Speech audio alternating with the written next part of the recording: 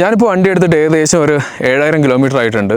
അപ്പോൾ ഈ വീഡിയോ എന്ന് പറയുന്നത് വണ്ടിയുടെ മെയിൻ്റനൻസും സർവീസുമാണ്. അപ്പോൾ സർവീസിൻ്റെ കോസ്റ്റ് കാര്യങ്ങളെക്കുറിച്ച് പറയുന്നതിന് മുന്നേ ഒന്ന് രണ്ട് ഡീറ്റെയിൽസൊക്കെ പറഞ്ഞുതരാം എക്സ്പേർട്സിൻ്റെ. ഏകദേശം 7000 കിലോമീറ്റർ ഓടുമ്പോൾ 2 സർവീസാണ് നമുക്ക് വരേണ്ടത്. ഒരു 600 കിലോമീറ്റർ ഒക്കെ ആകുമ്പോൾ നമ്മുടെ ഫസ്റ്റ് സർവീസും 6000 കിലോമീറ്ററിൽ നമുക്കുള്ള സെക്കൻഡ് സർവീസ്. എന്നാൽ ഞാൻ ഓഫ് റോഡാണ് കൂടുതൽ ഉപയോഗിക്കുന്നത്, അതുകൊണ്ട് ഞാൻ കൂടുതൽ സർവീസ് ചെയ്യാറുണ്ട്. ഇൻ്റർവെൽ കുറച്ചുകൂടെ കുറച്ചിട്ടാണ് ഞാൻ സർവീസ് ചെയ്യുക. അപ്പോൾ എൻ്റെ വണ്ടിയിൽ ഞാൻ ഇതുവരെയായിട്ട് 4 സർവീസസാണ് 7000 കിലോമീറ്ററിൻ്റെ ഇടയിൽ ചെയ്തിട്ടുള്ളത്. നോർമലി നിങ്ങൾ റോഡിലാണ് ഉപയോഗിക്കുന്നതെങ്കിൽ 4 സർവീസിൻ്റെ ആവശ്യമില്ല, 2 സർവീസ് തന്നെ കമ്പനി പറയും പോലെയൊക്കെ ചെയ്താൽ മതിയാവും. ഓഫ് റോഡ് യൂസ് ചെയ്യുന്നുണ്ട്, ഭയങ്കര റവ് ചെയ്ത് യൂസ് ചെയ്യുന്നുണ്ട്, അതുകൊണ്ട് ഓയിൽ പെട്ടെന്ന് ചേഞ്ച് ചെയ്ത് വിടുന്നതെന്ന് മാത്രമേ ഉള്ളൂ. അല്ലാണ്ട് ഞാൻ കൂടുതൽ സർവീസൊന്നും ചെയ്തിട്ടില്ല. അപ്പോൾ ഞാൻ 4 സർവീസ് ചെയ്ത് എൻ്റെ എക്സ്പീരിയൻസ് വെച്ചിട്ടുള്ള കാര്യങ്ങളൊക്കെ ആയിരിക്കും ഈ വീഡിയോയിൽ മൊത്തത്തിൽ പറയാം. ഹീറോ എന്നുള്ള ഒരു ബ്രാൻഡ് ഞാനിപ്പോൾ 5 വർഷമായിട്ട് ഉപയോഗിക്കുന്ന ഒരു ബ്രാൻഡാണ്. ഇതിന് മുന്നേ ഞാൻ എക്സ്പൾസ് 200 ഉപയോഗിച്ചിട്ടുണ്ട്.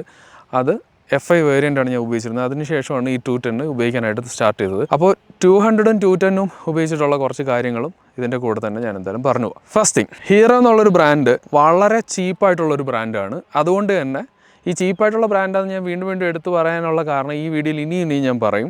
കാര്യം ചീപ്പായിട്ടുള്ള ബ്രാൻഡ് ആകുമ്പോൾ നമ്മൾ അതിൻ്റെ ക്വാളിറ്റിയും കുറച്ചൊക്കെ നമ്മളൊന്ന് ചീപ്പായിട്ട് തന്നെ കൺസിഡർ ചെയ്യേണ്ടി വരും. അപ്പോൾ ഞാൻ 200 യൂസ് ചെയ്തിരുന്ന സമയത്തായിരുന്നാലും 210 യൂസ് ചെയ്തിരുന്ന സമയത്തായിരുന്നാലും വണ്ടിയുടെ റിലയബിലിറ്റി, അതേപോലെ തന്നെ വണ്ടിക്ക് വരുന്ന പണികൾ എന്തായാലും ഇത്രയും ചീപ്പായിട്ടുള്ള മോട്ടോർ സൈക്കിൾ, അത്രയും നമ്മൾ അബ്യൂസ് ചെയ്തുള്ള മോട്ടോർ സൈക്കിൾ ആകുമ്പോൾ ഉറപ്പായിട്ടും നമുക്ക് മെയിൻ്റനൻസ് വന്നുകൊണ്ടേയിരിക്കും. എന്ന് പറഞ്ഞാൽ പാർട്സിനുള്ള ക്വാളിറ്റി എന്ന് പറയുന്നത് സാധാരണ ഇപ്പോൾ നമുക്കൊരു ഹോണ്ടയുടെ ഒരു മോട്ടോർ സൈക്കിൾ നമ്മൾ പറയുമ്പോൾ എപ്പോഴും ഭയങ്കര റിലയബിൾ ആയിട്ടുള്ളതും പെട്ടെന്നൊന്നും ഡാമേജ് വരാത്ത പാർട്സ് അങ്ങനെയൊക്കെ ആയിരിക്കും നമ്മൾ ഹോണ്ടയെ കുറിച്ച് നമ്മൾ എപ്പോഴും ഡിഫൈൻ ചെയ്യാം.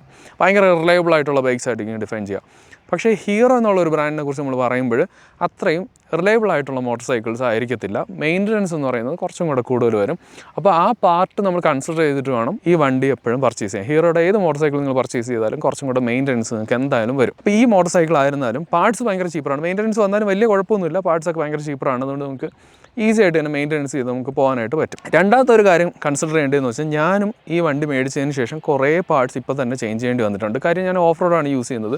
സാധാരണ തേയ്മാനം സംഭവിക്കുന്ന പാർട്സ് ആയിട്ടുള്ള ബ്രേക്ക് പാഡ് അങ്ങനെയുള്ള പാർട്സ് അല്ലാണ്ട് തന്നെ ഞാനും കുറേ പാർട്സ് മാറിയിട്ടുണ്ട്. ഈ പാനൽസ് ഇങ്ങനെയുള്ള സാധനങ്ങളെല്ലാം ഞാൻ ഇപ്പോൾ തന്നെ മാറേണ്ടി വന്നിട്ടുണ്ട്. അപ്പോൾ അങ്ങനെയുള്ള സാധനത്തിൻ്റെ ക്വാളിറ്റിയും ഈ വണ്ടിയിൽ കുറച്ച് കുറവാണ്. ഇനി മെയിൻ്റനൻസ് കോസ്റ്റ് ഇതിൽ ഏറ്റവും എക്സ്പെൻസീവ് പാർട്ടായിട്ട് വരുന്നത് ഇതിൻ്റെ ബ്രേക്ക് പാഡ്സ് ആണ്. ബ്രേക്ക് പാഡ്സ് ഞാൻ ഒരു പ്രാവശ്യമാണ് ചേഞ്ച് ചെയ്തിട്ടുള്ളത്. ഇതിനിടയിൽ ബ്രേക്ക് പാഡ്സിൻ്റെ ചേഞ്ച് അതൊരു ഇൻ്റർവെല്ലിൽ നമുക്ക് പറയാൻ പറ്റുന്ന ഒരു കാര്യമല്ല, അതെല്ലാവർക്കും അറിയാം. എത്രത്തോളം നമ്മൾ യൂസ് ചെയ്യുന്നു എന്നുള്ളതനുസരിച്ചായിരിക്കും ബ്രേക്ക് പാഡ്സ് വിയർ ചെയ്യുക എന്നുള്ളതും എല്ലാവർക്കും അറിയാം. എന്നാലും ഇപ്പോഴും കുറേ ആൾക്കാർ എത്രയിലാണ് ബ്രേക്ക് പാഡ് മാറിയെന്ന് ചോദിക്കുന്നതുകൊണ്ട് മാത്രം പറയുന്നതാണ്. അപ്പോൾ ഞാൻ ഓഫ് റോഡ് യൂസ് ചെയ്യുന്നതുകൊണ്ട് അത്രയും കൂടുതൽ ബ്രേക്സ് അപ്ലൈ ചെയ്യുന്നതുകൊണ്ട് എനിക്ക് ഒരു പ്രാവശ്യം ഫ്രണ്ടും ബാക്കും മാറേണ്ടി വന്നിട്ടുണ്ട്. അപ്പോൾ അങ്ങനെയാണ് ബ്രേക്ക് പാഡിൻ്റെ കാര്യം. ഏകദേശം 2000 രൂപയാണ് നമുക്ക് അതിന് വേണ്ടി ചിലവ് വരിക. പിന്നെ ഓയിൽ ചേഞ്ചിൻ്റെ ഒരു ചിലവ് വരിക ഒരു 1600 രൂപയാണ്.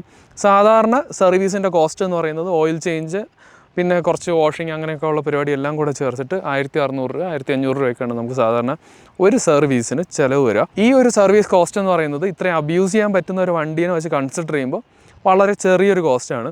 അല്ലാണ്ട് നിങ്ങൾ ഈ വണ്ടീനെ വെച്ച് കമ്പയർ ചെയ്യേണ്ടതെന്ന് വെച്ചാൽ നമ്മൾ സാധാരണ കുറേ ഓഫ് റോഡൊക്കെ യൂസ് ചെയ്യുന്ന ഇപ്പോൾ ഹിമാലയൻ നമ്മൾ യൂസ് ചെയ്യാറുണ്ട്. പക്ഷേ ഹിമാലയൻ ഒരു ട്രെയിൽ ബൈക്കോ, ഇതും ഒരു ട്രെയിൽ ബൈക്കൊന്നും അല്ല കേട്ടോ. ഇതും കുറച്ച് ഹെവിയർ സൈഡിലുള്ള ബൈക്കാണ്. ഇതും കുറച്ചും കൂടെ ടൂറിങ്ങും അങ്ങനെയൊക്കെ ചെയ്യുന്ന ബൈക്സാണ്. ട്രെയിൽ ബൈക്സ് ഒന്നും അല്ല. നമ്മുടെ നാട്ടിൽ നമ്മൾ ഇതിനെ ഭയങ്കര ട്രെയിൽ ബൈക്സ് ആയിട്ടാണ് യൂസ് ചെയ്യുന്നത്. ഭയങ്കര ഓഫ് റോഡും ഭയങ്കര കഷ്ടപ്പാടുള്ള ട്രെയിലുകളൊക്കെ യൂസ് ചെയ്യുന്ന ബൈക്സാണിത്. പക്ഷേ ഇത് ഒക്കെ വളരെ മൈൽഡായിട്ടുള്ള ഓഫ് റോഡ്സ് മാത്രം വളരെ ഫണ്ണായിട്ട് യൂസ് ചെയ്യാൻ പറ്റുന്ന ബൈക്സാണ് ആക്ച്വലി. പക്ഷെ നമുക്ക് വേറെ ഓപ്ഷൻസ് ഇല്ല. പിന്നെ ഉള്ള ഓപ്ഷൻസ് എന്ന് പറയുന്നത് CRF അങ്ങനെയുള്ള വണ്ടികളാണ്. അങ്ങനെയുള്ള വണ്ടിയൊക്കെ ഭയങ്കര എക്സ്പെൻസീവാണ്. അതിൻ്റെയൊക്കെ മെയിൻ്റനൻസ് ഇൻ്റർവെല്ലിൽ നമുക്ക് അറിഞ്ഞുകൂടാത്തതുകൊണ്ടാണ് നമുക്ക് ഇതിൻ്റെ മെയിൻ്റനൻസ് ഭയങ്കര കൂടുതലായിട്ട് ഫീൽ ചെയ്യുന്നത്. അങ്ങനെയുള്ള വണ്ടികൾ ഇപ്പോൾ 6 days എന്ന് പറഞ്ഞൊരു വണ്ടിയുണ്ട് KTMൻ്റെ. അതിൻ്റെ മെയിൻ്റനൻസ് ഇൻ്റർവെല്ലിൽ അതിൻ്റെ ഒരു മാനുവൽ ഞാൻ വായിച്ചപ്പോൾ അതിന് കണ്ട 50 മണിക്കൂറാണ് അത് നമുക്ക് ഓടിക്കാൻ പറ്റണം. ഭയങ്കര ഇതായിട്ട് അത് കഴിയുന്ന സമയത്ത് അതിൻ്റെ എഞ്ചിനിലുള്ള കുറേ പാർട്സുകൾ നമ്മൾ മാറ്റേണ്ടി വരും. അപ്പോൾ അതൊക്കെ വെച്ച് കമ്പയർ ചെയ്യുമ്പോൾ ഇങ്ങനെയുള്ള ബൈക്സ് എന്ന് പറഞ്ഞാൽ വളരെ ചീപ്പായിട്ടുള്ള മെയിൻ്റനൻസ് ആണ്. അപ്പോൾ അങ്ങനെ മെയിൻ്റനൻസ് കൺസിഡർ ചെയ്ത് വേണം ഇതിൻ്റെ മെയിൻ്റനൻസ് കോസ്റ്റും കാര്യങ്ങളെല്ലാം നമ്മളൊന്ന് ചിന്തിക്കാനായിട്ട്. ഇനി ഹിമാലയൻ വെച്ച് കമ്പയർ ചെയ്യുമ്പോൾ, ഹിമാലയൻ ഞാൻ യൂസ് ചെയ്ത വണ്ടിയാണ്. ഹിമാലയൻ വെച്ച് കമ്പയർ ചെയ്യുമ്പോഴും വളരെ ചീപ്പായിട്ട് നമുക്ക് മെയിൻ്റനൻസ് ചെയ്ത് കൊണ്ടു നടക്കാൻ പറ്റുന്ന ഒരു വണ്ടിയാണ് എക്സ്പൾസ്. ഇനി വിയർ ആൻഡ് ടിയർ വരാത്ത പാർട്സ് എന്ന് പറഞ്ഞാൽ നമ്മുടെ ഈ സൈഡ് പാനൽസ് ഇങ്ങനെയുള്ള സാധനങ്ങളൊക്കെ ഇതും ആക്ച്വലി വളരെ ചീപ്പായിട്ടുള്ള പാർട്സാണ്. ഈ എല്ലാ പാർട്ടും കൂടെ ഞാൻ മാറിയെന്ന് പറഞ്ഞാൽ ഈ സൈഡിലുള്ള പാർട്ട്, ഈ ബാക്കിലുള്ള ടെയിൽ, ഈ സൈഡിലുള്ള പാർട്ട്, ഇതെല്ലാം ഞാൻ മാറിയിട്ടുണ്ട്. ഇത് ഞാൻ റിപ്പബ്ലിക് ഓഫ് ബൈക്കേഴ്സിൽ നിന്നാണ് എടുത്തത്. അപ്പോൾ ആ എല്ലാ പാർട്ടും കൂടെ ചേർത്തിട്ട് 2000 രൂപയാണ് അതിൻ്റെ വില വരുന്നത്. അപ്പോൾ അങ്ങനെ നമ്മൾ നോക്കുമ്പോഴായിരുന്നാൽ ഈ സൈഡ് പാനൽ എല്ലാം കൂടെ, ബോഡി പാനൽസ് എല്ലാം കൂടെ ചേർത്തിട്ട് 2000 രൂപ എന്ന് പറയുന്നത് വളരെ ചീപ്പാണ്.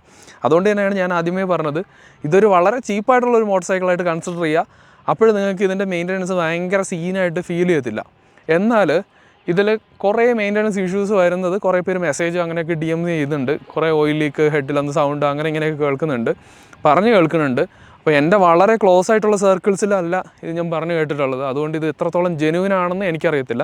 എൻ്റെ ക്ലോസ് ആയിട്ടുള്ള സർക്കിൾസിൽ ആർക്കും അങ്ങനെ പണി വന്നിട്ടില്ല. പണി വന്നിട്ടുള്ളത് എനിക്ക് ABSൻ്റെ കംപ്ലയിൻറ്റ് വന്നിട്ടുണ്ട്. ABS കംപ്ലയിൻറ്റ് ഞാൻ കംപ്ലയിൻറ്റ് ഉണ്ടെന്ന് പറഞ്ഞപ്പോൾ ഞാൻ ഇൻസ്റ്റാഗ്രാമിൽ ഒരു വീഡിയോ ഇട്ടിട്ടുണ്ടായിരുന്നു. അപ്പോൾ അങ്ങനെ ഒരു കംപ്ലയിൻറ്റ് പറഞ്ഞപ്പോൾ കുറേ പേർക്ക് ABS കംപ്ലയിൻ്റ് ഉള്ള കാര്യം പറഞ്ഞു. അല്ലാണ്ട് എനിക്ക് പേഴ്സണലി അറിയാവുന്ന ആൾക്കാരിൽ നിന്ന് അങ്ങനെ ഒരു ഫീഡ്ബാക്ക് കിട്ടിയിട്ടില്ല. പക്ഷേ ഒത്തിരി DMs വരുന്നുണ്ട്, വണ്ടിക്ക് കുറേ കംപ്ലയിൻറ്റ് ഉണ്ട് എന്നുള്ള കുറേ DM ഒക്കെ വരുന്നുണ്ട്. ഹെഡ് കംപ്ലയിൻ്റ് ഉണ്ട്, സൗണ്ട് ചെറുതായിട്ട് ചേഞ്ച് ആയിട്ടുണ്ട്, ഇങ്ങനെയൊക്കെയുള്ള കാര്യങ്ങൾ. പിന്നെ അതിൽ എനിക്കൊരു കാര്യം പറയാനുള്ളതെന്ന് പറഞ്ഞാൽ 5 വർഷം വണ്ടിക്ക് വാറണ്ടി ഉണ്ട്. അപ്പോൾ വാറണ്ടി കട്ടാകാണ്ട് നിങ്ങൾ യൂസ് ചെയ്യുകയാണെങ്കിൽ ഉറപ്പായിട്ടും നിങ്ങൾക്ക് അത് തന്നെ വാറണ്ടി പീരീഡിൽ മാറിപ്പോകാൻ പറ്റും. പിന്നെ എല്ലാവരും വാറണ്ടി കട്ടാൻ വേണ്ടി തന്നെ നോക്കാൻ വേണ്ടിയിട്ട് പറയുന്നതെന്ന് വെച്ചാൽ, ഇപ്പോൾ എൻ്റെ എക്സ്പൾസ് 200 ഉണ്ടായിരുന്നു. ഞാൻ പ്രോപ്പറായിട്ടല്ല സർവീസ് ചെയ്യുക. പ്രോപ്പറായിട്ട് സർവീസ് അല്ല എന്ന് പറഞ്ഞാൽ എനിക്ക് ഷോറൂമിൽ കൊണ്ടുപോയി സർവീസ് ചെയ്യുന്നത് ഭയങ്കര ബുദ്ധിമുട്ടുള്ളൊരു പരിപാടിയായിരുന്നു.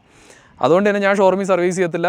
ഞാൻ ട്രെയിലൊക്കെ ഉപയോഗിക്കും, ആരുടെയെങ്കിലും വണ്ടി കയ്യിൽ കൊടുക്കും, അവർ കൊണ്ടുപോയി സർവീസ് ചെയ്യും. പുറത്തുനിന്ന് ഞാൻ സർവീസ് ചെയ്തുകൊണ്ടിരുന്നത്. അപ്പോൾ ഞാൻ എഞ്ചിൻ റീപ്ലേസ് ചെയ്തതല്ല, എൻ്റെ പൈസ എടുത്തിട്ടാണ് ഞാൻ എഞ്ചിൻ റീപ്ലേസ് ചെയ്തത്. പക്ഷേ എൻ്റെ ക്ലോസ് ആയിട്ടുള്ള ഫ്രണ്ട്സിനെ എനിക്കറിയാം, ഹീറോ തന്നെ അത്രയും എഞ്ചിൻ അധികം കാലമൊന്നും ഓടത്തില്ല. എന്തായാലും ഒരു 30,000 കിലോമീറ്റർ ആകുമ്പോൾ മിക്കവാറൊക്കെ നന്നായിട്ടൊക്കെ ഒന്ന് കൈ കൊടുത്ത് ഓടിക്കുന്ന ഒരാളുടെ വണ്ടി എന്തായാലും ഒരു 30,000 കിലോമീറ്റർ ആകുമ്പോൾ വണ്ടിയുടെ എഞ്ചിനൊക്കെ മാറ്റേണ്ടി വരും. ആ സമയത്ത് നമ്മുടെ കയ്യിലൊന്നും അല്ലെങ്കിൽ പൈസ പോകും. അതുകൊണ്ട് നിങ്ങൾ ശ്രദ്ധിക്കേണ്ട കാര്യം, എഞ്ചിൻ വാറണ്ടി പോകാണ്ട് നിങ്ങൾ നോക്കുക. കറക്റ്റായിട്ടുള്ള പ്രോപ്പർ സർവീസ് ചെയ്ത് പോവുകയാണെങ്കിൽ നന്നായിട്ട് തന്നെ ഓടിച്ചാലും വണ്ടി എന്തായാലും റീപ്ലേസ്മെൻ്റ് എല്ലാം അവിടെ നിന്ന് തന്നെ ചെയ്ത് കിട്ടും. അങ്ങനെയൊക്കെ വളരെ എൻ്റെ ക്ലോസ് ആയിട്ടുള്ള കുറേ ഫ്രണ്ട്സ് എല്ലാം 200ൻ്റെ കേസിൽ അങ്ങനെ തന്നെയാണ് എല്ലാ എഞ്ചിൻ മാറിയെടുത്തത്. 2 പ്രാവശ്യം 3 പ്രാവശ്യമൊക്കെ ഇതേപോലെ എഞ്ചിൻ മാറി വെച്ച ആൾക്കാരും ബാക്കി പാർട്സൊക്കെ മാറി വെച്ച ആൾക്കാരെയൊക്കെ എനിക്കറിയാം. അപ്പോൾ നിങ്ങളും അങ്ങനെ നോക്കുകയാണെങ്കിൽ ആ ഒരു കേസിൽ നിങ്ങളുടെ കയ്യിലൊന്നും അധികം പൈസ പോകത്തില്ല. പക്ഷേ എന്തായാലും പണി വന്നു കഴിഞ്ഞാൽ വണ്ടി കുറച്ച് ദിവസം സർവീസ് സെൻറ്ററിൽ ഇരിക്കുന്ന എനിക്കും ബുദ്ധിമുട്ടുള്ള കാര്യമാണ്, നിങ്ങൾക്കും അതുപോലെ തന്നെ ബുദ്ധിമുട്ടുള്ള കാര്യം തന്നെ ആയിരിക്കും. അത് നമ്മൾ ബെയർ ചെയ്തേ പറ്റത്തുള്ളൂ, അല്ലാണ്ട് വേറെ ഓപ്ഷൻസ് ഇല്ല. അപ്പോൾ അത് പറയുമ്പോൾ ഒരു കാര്യം കൂടെ പറയണം, ഇതിൻ്റെ സർവീസ് എന്ന് പറയുന്നത് പ്രീമിയം ഷോറൂംസിൽ മാത്രമേ ഇപ്പോൾ സർവീസ് ഉള്ളൂ. അത് ശരിക്കും ഒരു ബുദ്ധിമുട്ടുള്ളൊരു പരിപാടിയാണ്. ഹീറോയുടെ നെറ്റ്വർക്ക്, സർവീസ് നെറ്റ്വർക്ക് എന്ന് പറഞ്ഞാൽ കേരളം മുഴുവൻ ഉണ്ട്. പക്ഷേ പ്രീമിയയുടെ നെറ്റ്വർക്ക് എന്ന് പറഞ്ഞാൽ അത്രയും സ്ട്രോങ് അല്ല. അപ്പോൾ പ്രീമിയം ഷോറൂമിൽ നിന്ന് മാറ്റിയിട്ട് എല്ലായിടത്തും, ഇതൊരു അത്ര ഒരു വലിയ പ്രീമിയം വണ്ടിയൊന്നുമല്ലല്ലോ, സാധാരണ രീതിയിൽ എല്ലാ ഷോറൂമിലും ചെയ്യാവുന്നേ ഉള്ളൂ. അത് എന്തുകൊണ്ടാണ് അവർ പ്രീമിയം ഷോറൂമിൽ മാത്രം ഇതിൻ്റെ സർവീസ് പ്രൊവൈഡ് ചെയ്യുന്നു എന്നുള്ളത് മാത്രം, ആ ലോജിക്ക് മാത്രം എനിക്കിതുവരെ മനസ്സിലായിട്ടില്ല. പക്ഷേ ഇത് എല്ലായിടത്തും സർവീസ് പ്രൊവൈഡ് ചെയ്ത് കഴിഞ്ഞാൽ ഇതിൻ്റെ സർവീസ് വലിയ ഹാസൽ ഫ്രീ ആയിട്ട് നമുക്ക് ചെയ്ത് പോകാൻ പറ്റുന്ന പരിപാടിയാണ്.